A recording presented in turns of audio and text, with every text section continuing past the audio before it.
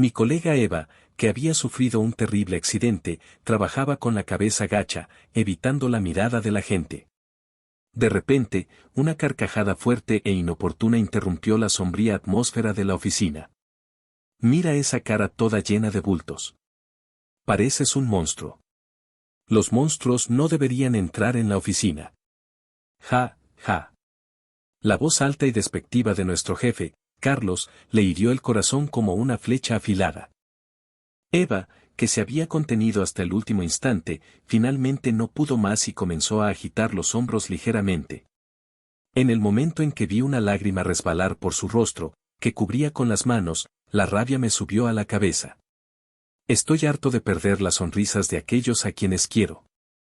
Con este pensamiento, empecé a planear un encuentro con una persona determinada. Mi nombre es Alejandro. Tengo 35 años y soy un empleado de oficina corriente. Mi familia es propietaria de un hospital y desde pequeño he tenido todo lo que he necesitado. Mis padres me permitían practicar libremente cualquier afición o interés que tuviera y me proporcionaron un buen ambiente para mi educación. Sin embargo, yo no tenía ningún talento excepcional y, cuando entré en el instituto, me di cuenta de que no poseía ninguna habilidad específica. Al contrario que yo, mi hermano menor, Miguel, 2 años más joven, conseguía resultados notables rápidamente. Miguel, con una inteligencia muy similar a la de nuestro padre, no paraba de destacar, convirtiéndose rápidamente en el centro de las expectativas de nuestro padre. Pero yo no le guardaba rencor por ello. Al contrario, me sentía agradecido por poder vivir libremente, sin restricciones. Sin embargo, esta relación se resquebrajó, frágil, durante la etapa del instituto. Mientras yo asistía sin rumbo a un instituto público de barrio, Miguel fue aceptado en una universidad de élite en Madrid. Al ver a Miguel aspirar a la Facultad de Medicina para seguir los pasos de nuestro padre, empecé a sentir una sensación de alienación. Mi padre también parecía prestar atención solo a Miguel, como si yo no existiera. Habiendo perdido toda la confianza, ya no pude ir a clase y empecé a encerrarme en mi habitación. Quien siguió amándome sin cambiar nada fue mi madre. Tienes tus propias fortalezas, no te preocupes. Hay tantas cosas divertidas en el mundo, no necesitas ir con prisa, decía ella. Mi madre era optimista y siempre me tranquilizaba, diciendo que todo estaba bien. Oír sus palabras de alguna manera alivió mi ansiedad y sentí que tenía valor tal como era. Gracias a ella, pude terminar el instituto e ingresar en el bachillerato en un centro local. Jugaba a videojuegos como pasatiempo y, por impulso, decidí crear mi propio juego, que fue inesperadamente bien recibido cuando lo presenté en la feria de proyectos del instituto. Al verme interactuar con mis compañeros a través del juego, mi madre se alegró mucho. Me alegra que hayas encontrado algo que te apasione, dijo. Todavía recuerdo claramente su sonrisa cuando lo dijo. Poco después, a mi madre le diagnosticaron una enfermedad grave. Mamá, antes tan alegre, adelgazó y perdió energía cada día. El tratamiento comenzó, pero solo era suficiente para ralentizar la progresión de la enfermedad, no para curarla. La medicación la hizo perder mucho peso y se le cayó el pelo. Finalmente, ya no pudo vivir en casa y pasaba los días postrada en la cama del hospital. Poco antes de fallecer, murmuró con una expresión triste, «Aún quiero vivir». La imagen de mi madre en duelo fue tan dolorosa que quise desviar la mirada y eso está profundamente grabado en mi memoria. Después, me convertí en un adulto trabajador y entré en una empresa de desarrollo de videojuegos recién fundada, decidido a no defraudar a mi madre en el cielo. Me dedicaba al trabajo cada día. Buenos días. ¿Estás de nuevo con la cabeza gacha? Anímate. Quien me saludó con energía fue mi colega Eva. Ella era alegre y amable con todos, animando el ambiente de trabajo. Además de su ánimo, también era altamente cualificada, habiendo contribuido a varios proyectos de éxito como programadora. Talentosa, orientada a la acción y hermosa, Eva era de hecho una mujer perfecta. Nunca se dejó llevar por sus habilidades y siempre afrontaba su trabajo con seriedad, algo que yo respetaba profundamente. Eva, con los ojos brillantes, se me acercó nada más llegar al trabajo. Hola. He oído que vamos a contratar a un nuevo jefe de departamento. Me gustaría saber qué tipo de persona será. Así es, respondí, a partir de hoy, el nuevo jefe de departamento, un graduado de élite de una prestigiosa universidad, fue fichado especialmente de otra empresa por nuestra alta dirección. Inicialmente estábamos esperanzados con la llegada del nuevo jefe, pero en menos de un mes ya estábamos hartos. El jefe de departamento, llamado Carlos, estaba en la flor de la vida profesional, rondando los 40. Sin embargo, parecía bastante confiado y nunca intentaba ocultar su actitud de superioridad en ninguna situación. Yo soy la razón por la que el rendimiento de esta empresa ha mejorado. Dejen de quejarse y simplemente sigan las órdenes, decía con una voz irritantemente alta y una actitud pomposa, dando órdenes a sus subordinados. Debido al hábito de Carlos de afirmar su superioridad en cada oportunidad, el ambiente de trabajo, antes tranquilo, se volvió gradualmente tenso e incómodo. Carlos, sin considerar la situación local, seguía trayendo más trabajo. Como resultado, los empleados se vieron obligados a trabajar incansablemente, resultando en horas extras diarias. A pesar de eso, como los números mostraban el aumento en las ventas del departamento, la alta dirección elogió a Carlos. Esto llevó a un círculo vicioso en el que la actitud de Carlos se volvió aún más arrogante y sus exigencias irracionales a los subordinados continuaron inquebrantables. Habría sido tolerable si hubiera sido competente, pero cuando Carlos vino conmigo a reunirse con un cliente, insistiendo en su superioridad incluso allí, todo terminó terriblemente. Durante las discusiones finales con el cliente, Carlos interrumpió, ¿qué? ¿Ni siquiera puedes manejar este nivel de trabajo y tienes que subcontratárnoslo? Carlos, como siempre, menospreció al cliente con su actitud condescendiente. El momento en que mi rostro palideció y el cliente se enfureció, anunciando la cancelación del negocio, ocurrió simultáneamente. Años de confianza que yo había construido con el cliente fueron destruidos por un único comentario de Carlos. ¿Cómo puedes hacer eso? Este cliente era para los próximos 10 años.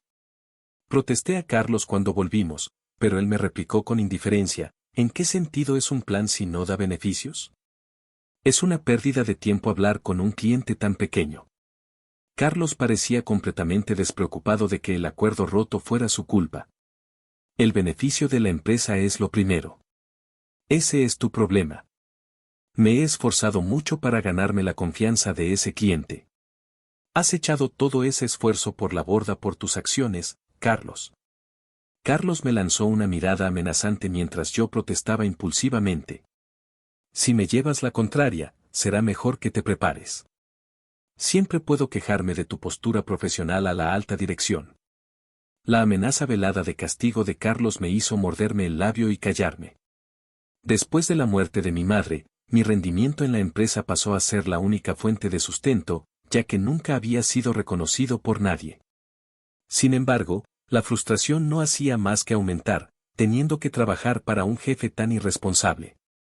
Ya no quería saber nada de él, pero el dolor de tener que ver su rostro cada día en el trabajo era insoportable. Desde entonces, he procurado evitar trabajar con Carlos lo máximo posible, pero él también seguía causando problemas a otros subordinados. No se molestaba en aprender procedimientos de preparación de documentos o administración, diciendo que tareas tan simples debían ser hechas por subordinados y nos lo lanzaba todo a nosotros. A veces, incluso cogía documentos sin pedir permiso, llegando a llevarse documentos que contenían información personal sensible a otra empresa. Casi se convirtió en una crisis importante, pero Eva, que estaba con él en ese momento, se disculpó profusamente. Gracias a ella, la situación no se agravó y se resolvió dentro de nuestro departamento, pero fácilmente podría haberse convertido en una emergencia que amenazara la existencia de la empresa. Aún así, Carlos mantuvo su actitud desafiante sin admitir ninguna culpa. Preparar materiales fáciles de entender para el supervisor es tarea del subordinado. Casi se convirtió en una gran crisis por tu falta de atención, dijo. Eva fue la primera en perder la paciencia con el comportamiento desvergonzado de Carlos. El día del incidente con la información personal, Eva me invitó a tomar algo. A ella también le molestaba a menudo la pésima actitud de Carlos. No es solo hoy. Fui a una reunión con él antes y empezó a sermonear arrogantemente al cliente, causando muchos problemas, dijo. Ya es bastante malo con la gente dentro de la empresa, pero causar problemas a nuestros clientes ya es el colmo, respondí. Así, Eva y yo terminamos desahogándonos, pero no había nada que pudiéramos hacer al respecto. Yo solo esperaba que Carlos fuera trasladado lo antes posible, pero Eva tenía otros planes. A partir del día siguiente, Eva empezó a decir, no, firmemente a Carlos. Ese día, mientras Carlos criticaba el trabajo de sus subordinados, como de costumbre, sin ofrecer sugerencias concretas de mejora, Eva se manifestó, si están tan seguros de sí mismos, por favor, continúen con el trabajo sin depender de nosotros. Nosotros, por nuestra parte, no involucraremos a Carlos en nada.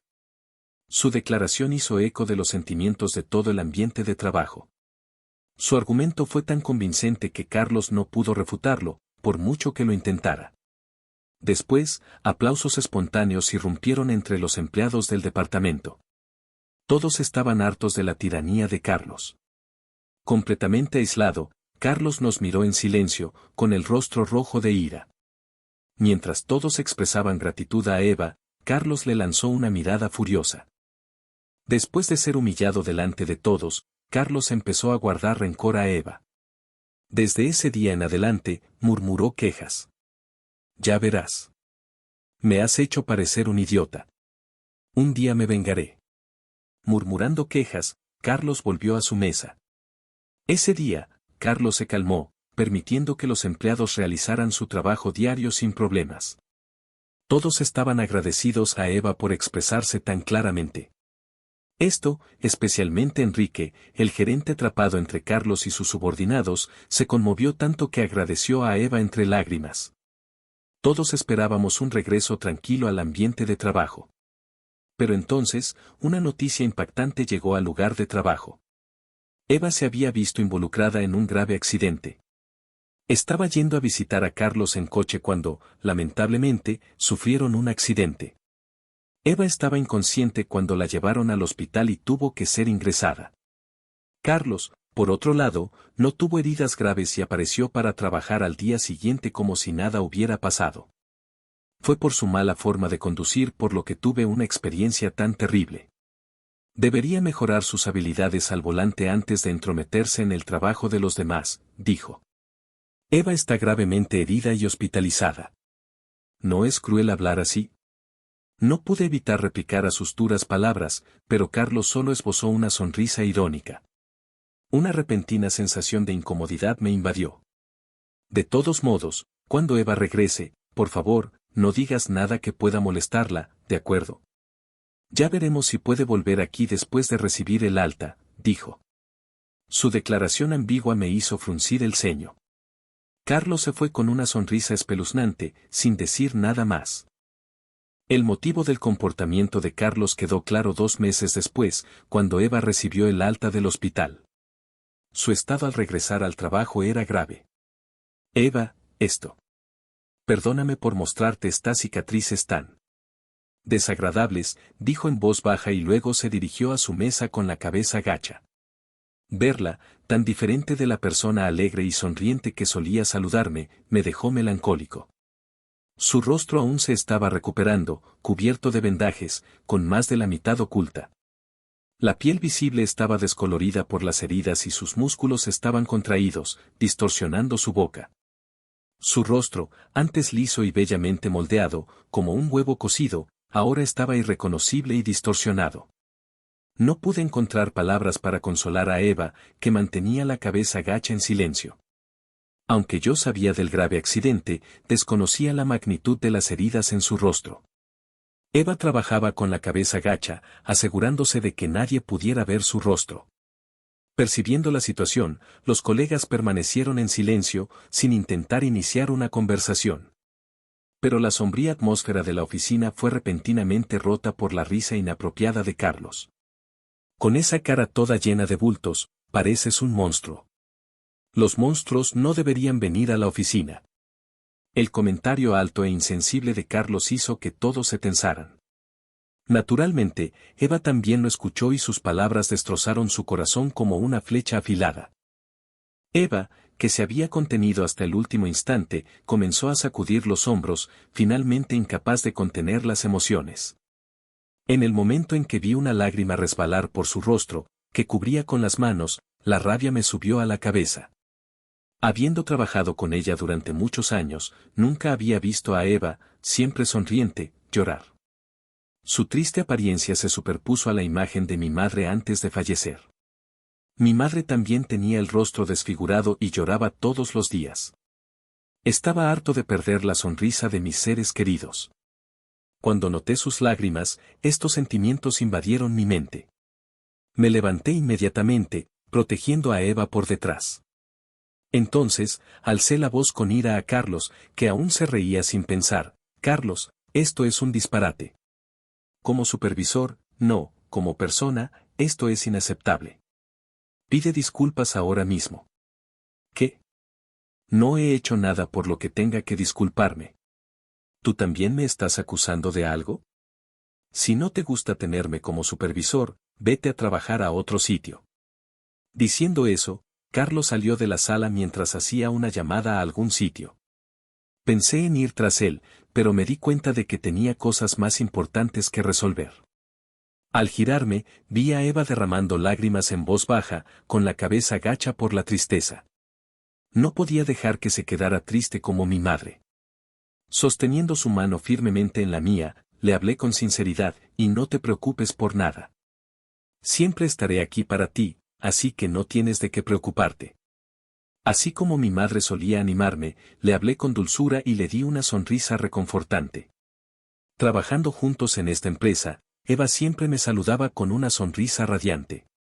Ahora era el momento de devolverle el favor, pensé mientras le daba suaves palmaditas en la espalda para animarla.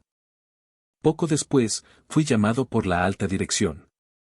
Fui sometido a un severo interrogatorio. Era sobre el incidente en el que Carlos se llevó documentos que contenían información personal a otra empresa. De alguna manera, la historia fue distorsionada para sugerir que no fue Carlos, sino yo, quien cometió el error, y la dirección me estaba interrogando. No recordaba tal acontecimiento e intenté desesperadamente explicarme, pero nadie me escuchó. Antes de que me diera cuenta, mi traslado a una sucursal en una zona rural ya estaba decidido. Todo esto sucedió pocas horas después de mi enfrentamiento con Carlos. Fue demasiado bien planeado para ser coincidencia y más tarde una verdad increíble salió a la luz. Aparentemente, Carlos ya venía haciendo este tipo de cosas repetidamente en el pasado. Siempre que cometía un error, se tomaba la molestia de incriminar a un subordinado para que asumiera la responsabilidad. Fabricaba todas las pruebas y, de repente, echaba la culpa a un subordinado, apresurando la decisión de la alta dirección de trasladarlo o despedirlo antes de que pudieran reaccionar. De esta forma, la culpa del error recaía sobre un empleado desprevenido. Carlos planeaba seguir actuando como supervisor en el lugar de trabajo, escapando de cualquier culpa. La idea de ser trasladado por el error de otra persona era insoportable. Mientras me preguntaba qué hacer, fui llamado por Ricardo, que era mi supervisor directo. Aunque haya sido sugerencia de Carlos, es imposible que Alejandro haga una cosa así. Pero Carlos no se va a conformar con la situación tal como está, dijo Ricardo. Es frustrante, pero estamos elaborando un plan contra Carlos. Lo siento, pero ¿podrías fingir que has sido trasladado por un tiempo? Ricardo entonces sugirió que me tomara unos días de vacaciones pagadas. Habiéndome concentrado en el trabajo todo este tiempo, tenía unas 3 semanas de vacaciones acumuladas. Desde el accidente de Eva, había estado trabajando sin parar para llenar el hueco dejado por una empleada tan competente. Animado por las palabras de Ricardo a tomarme aquello como un descanso prolongado, acepté la propuesta. Cuando estaba a punto de dejar la empresa, Ricardo discretamente me informó de algo más. Mencionó que se pondría en contacto con cierta persona. Era don Fernando Harrison, el presidente del grupo empresarial al que pertenecía nuestra empresa. El presidente Harrison viajaba con frecuencia por el mundo y rara vez tenía la oportunidad de regresar a España, pero su vuelta estaba marcada para breve y Ricardo se pondría en contacto con él en mi nombre. Agradecido por los arreglos de Ricardo, decidí esperar el día en que conocería al presidente Harrison. La primera persona con la que contacté ese día fue Miguel, ahora un respetable médico que había tomado las riendas de nuestro hospital familiar. Le tenía un gran respeto a Miguel, pero hacía tiempo que no hablábamos por teléfono, así que me puse nervioso al oír el tono. Alejandro, es raro que me llames. Al escuchar la voz familiar que no había cambiado con los años, sentí que la tensión en mis hombros se disipaba. Le supliqué ayuda a Miguel, compartiendo mi situación con él. Le conté las heridas que Eva sufrió en el accidente y mi deseo de curar las cicatrices de su rostro lo máximo posible. Después de reflexionar un poco, Miguel prometió hacer todo lo que estuviera a su alcance para ayudar. Me gustaría ver personalmente su estado. Puede que esté lleno, pero puedes venir a nuestro hospital. Le dije a Miguel que iríamos inmediatamente y colgué. Irónicamente, gracias a Carlos, tenía 3 semanas de vacaciones pagadas y estaba listo para moverme en cualquier momento. Me puse en contacto inmediatamente con Eva y corrimos al hospital de Miguel. Agradezco la idea, pero ¿estás seguro de que pueden tratarme? El médico que consulté dijo que sería difícil sin un profesional altamente cualificado, dijo Eva, mirándome con una mezcla de esperanza e incertidumbre. Además, dijeron que los buenos médicos son tan populares que no pude conseguir una consulta en los próximos 2 años. Sin problemas, estoy seguro de que todo saldrá bien, respondí. El médico que ella mencionó probablemente era Miguel.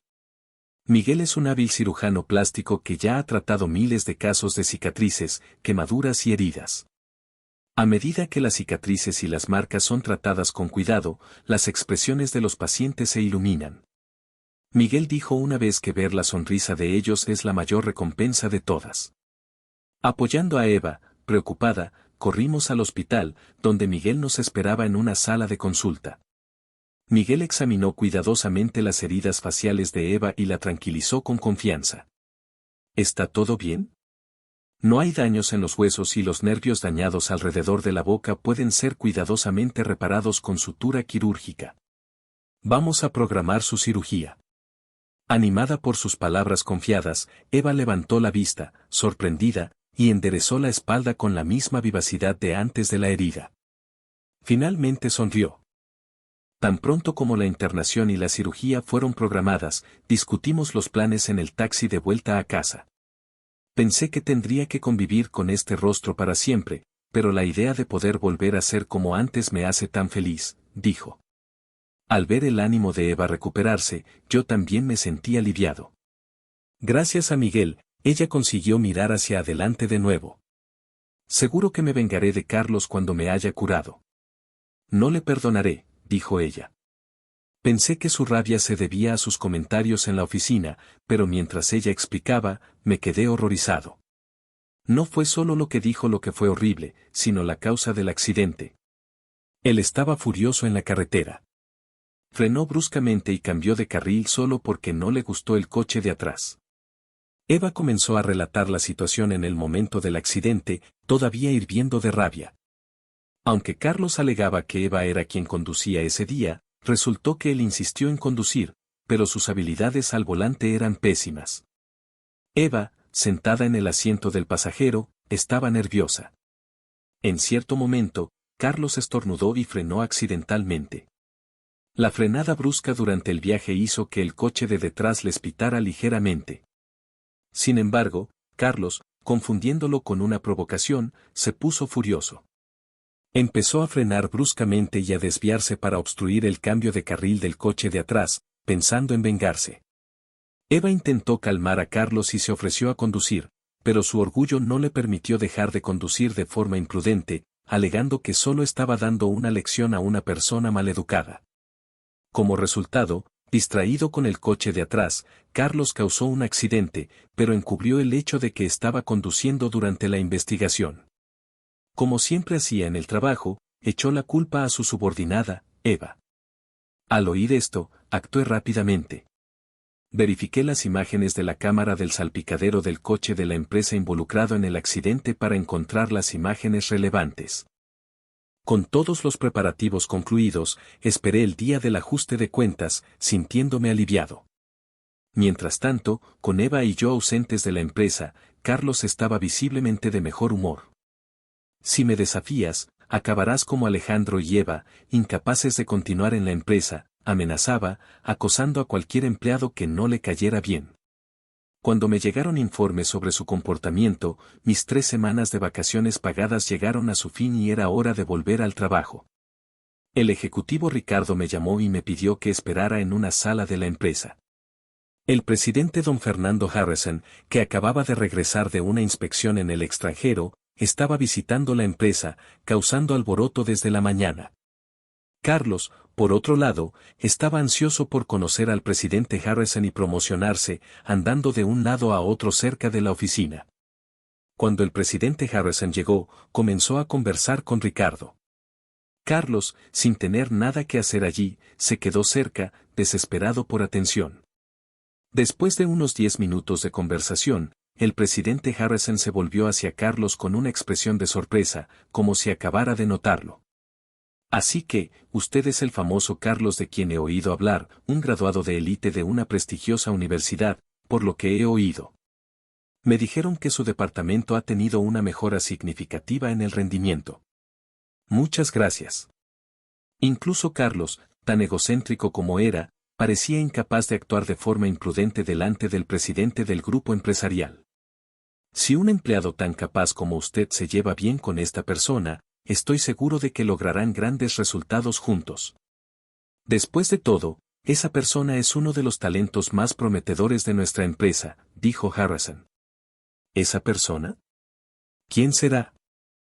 Ignorando a un Carlos perplejo, el presidente Harrison miró intencionadamente a su alrededor con una mirada exagerada. Entonces, su expresión se volvió seria mientras proseguía. Parece que mi nieto no está aquí. ¿Su nieto trabaja en esta empresa? Carlos, sin saber a quién se refería, empezó a sudar y a entrar en pánico. El presidente Harrison bajó la voz y le interrogó, espero que nadie haya expulsado a mi nieto de la empresa. Ante el tono amenazador de su voz, Carlos temblaba y sudaba profusamente. Fue entonces cuando yo, que estaba esperando en la sala de al lado, aparecí. Alejandro, ignorando a Carlos, que me miraba en shock, se volvió hacia Ricardo. Gracias por las 3 semanas de vacaciones. Ha sido muy refrescante. Qué bien que pudiste descansar. Continúa con el buen trabajo. En ese momento, Carlos pareció darse cuenta de algo mientras me miraba atentamente. Entonces, el presidente Harrison se acercó a mí y comenzó una conversación animada. Pensé que podrías haber sido trasladado, ya que te habías ido. Como si yo pudiera ser trasladado de una filial de mi abuelo, dije. Diciendo eso, me giré lentamente para mirar a Carlos. Debió de quedarse bastante sorprendido con el giro inesperado. Sus ojos estaban muy abiertos y su boca se movía silenciosamente.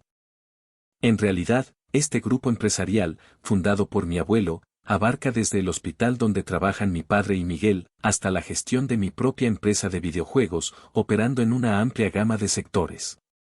Sin embargo, entré en esta empresa sin usar los contactos de mi familia. Entonces, solo Ricardo y el presidente lo sabían. Después de un tiempo, Carlos tosió un par de veces y comenzó a hablarme en un tono extrañamente familiar, como si estuviera escuchando aquello por primera vez. Siempre he pensado que Alejandro es un empleado excepcional, realmente digno de ser nieto del presidente Harrison. Basta de mentiras. Mi nieto me ha contado todo sobre ti, dijo el presidente Harrison. Al escuchar esas palabras, Carlos se sobresaltó visiblemente, mirándome como si no creyera. Le di una sonrisa tranquilizadora. Carlos comenzó a temblar mientras el presidente Harrison continuaba con una voz que apenas contenía su ira. He recibido un informe detallado de mi nieto sobre su postura habitual en el trabajo, acosando a mi nieto y tratando a otros empleados de forma terrible. No puedo perdonar nada de eso. Las palabras decisivas del presidente Harrison hicieron que Carlos abriera y cerrara la boca en un intento inútil de disculparse, pero ningún sonido salió mientras miraba la intensa mirada del presidente. Además, causaste un accidente, luego huiste, echando la culpa a un subordinado. Sal de esta empresa inmediatamente. Al escuchar el tono de voz del presidente Harrison, Carlos debió de darse cuenta de que todo estaba expuesto. Incapaz de dar sus disculpas habituales, soltó un grito lamentoso y salió tambaleándose de la empresa. Posteriormente, la empresa envió las imágenes de la cámara de a bordo a la policía. De hecho, las cámaras de a bordo de nuestra empresa eran del tipo que grababan no solo la parte delantera y trasera del vehículo, sino también el interior. Las imágenes mostraban claramente la conducción imprudente de Carlos en el momento del accidente. Esto se convirtió en una prueba irrefutable, revelando que Carlos estaba de hecho conduciendo. Carlos, habiendo causado el accidente, pidió a los paramédicos que se llevaran a Eva primero. Luego, falsamente informó a la policía que Eva, gravemente herida, era quien conducía. Normalmente tal hecho sería difícil de encubrir, pero resulta que su tío ocupaba un cargo importante en la policía e intentó ocultarlo bajo la alfombra. Aparentemente, su tío también encontraba inconveniente tener un pariente involucrado en un escándalo y Carlos ya había sido absuelto por infracciones menores, como infracciones de aparcamiento en el pasado. Debió de pensar que también conseguiría ocultar este accidente. La cobardía de Carlos al conducir de forma imprudente y luego intentar echarle la culpa a Eva indignó de nuevo a los empleados. Eva, sin saber esos detalles, se quedó en shock al descubrir la verdad. Preocupada por sus cicatrices faciales, jamás imaginó que sería responsabilizada por el accidente. Todo formaba parte del despreciable plan de Carlos para eludir la responsabilidad. Como resultado, Carlos fue detenido por la policía. Con pruebas en su contra y su intento malicioso de manipulación de pruebas, se esperaba que se enfrentara a una dura pena. La última vez que lo vi, Carlos había perdido la confianza que tenía antes y parecía demacrado y pálido, una sombra de lo que fue. Espero que pase el resto de su vida enfrentando los crímenes que cometió, haciendo lo posible por redimirse. Después, visité a Eva tras la cirugía para apoyarla en su recuperación. Aunque es posible que no haya vuelto completamente a lo que era antes, ahora me sonríe sin esconder su rostro. Su expresión radiante era exactamente como la Eva que yo conocía. Nunca estuve tan agradecido de tener un cirujano plástico tan hábil como hermano. Además, la cirugía de Eva me hizo reconectar con mi familia, de la que estaba distanciado. Para mi sorpresa, mi padre y Miguel compraron los videojuegos en los que yo participaba. Tus juegos son realmente interesantes, dijo Miguel. El hábil cirujano plástico, absorto en mi creación, me hizo reír. Sintiéndome aliviado, me di cuenta de que mi familia siempre había estado esperándome, a pesar de mi evasión. Esta conexión se debía a Eva. Ahora la belleza de Eva había regresado por completo a su rostro. Alejandro, eres mi salvador. Muchísimas gracias. Hice lo que cualquiera haría. Fue Miguel quien te curó el rostro, dije, avergonzado por la mirada directa de Eva. Eso no es verdad. Fuiste tú quien me tendió la mano cuando estaba herida y llorando. El rostro sonriente de Eva me calentó el corazón. Esta vez pude proteger la sonrisa de alguien importante para mí. Gracias, dijo, extendiéndome la mano. La acepté con gusto. Mientras nos mirábamos, ambas sonreímos, nuestras mejillas relajándose al unísono.